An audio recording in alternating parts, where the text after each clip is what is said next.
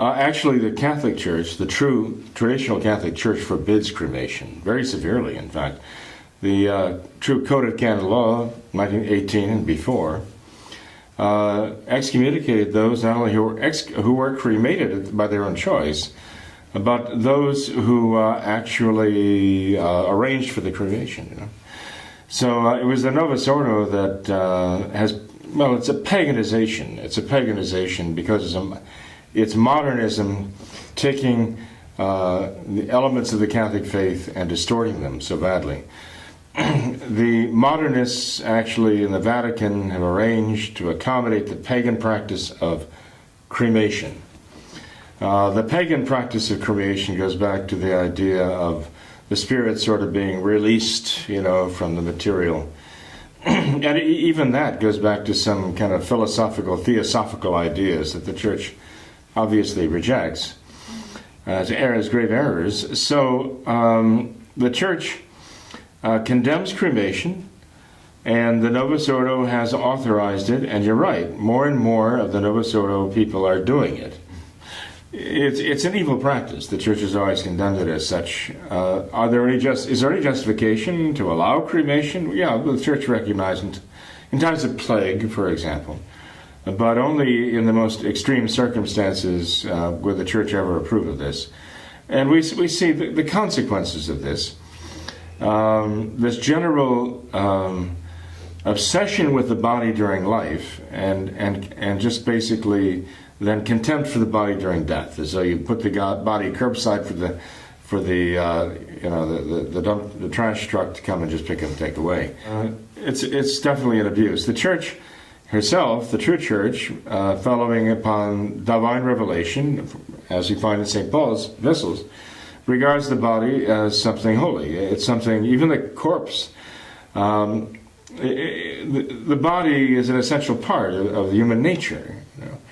It's not just a shell, right? That we climb out of, like some butterfly leaving behind this shell. It's an essential part of human nature, so much so that God will have a resurrection at the end to reunite the soul with the body. And so it is necessary to treat the body with respect. And so we do. Traditionally, the Catholic Church has always prepared the body with some dignity, right? And surrounded by prayers also. Put it in a casket, not just dump it in the ground like it was a banana peel, a piece of garbage or coffee grounds. We treat our garbage better than what they do with the body these days. And so we have rites there for the burial of the body. We bring the body to the church whenever we can to have the Mass right there. And we receive the body, bring it up the aisle. At the end, we have prayers right there at the casket, right there before the sanctuary. Lead the body down the aisle. There's the praying or the singing of the In Paradisum, right? May the angels conduct thee into paradise. We have the funeral procession, right, taking the body to the graveyard.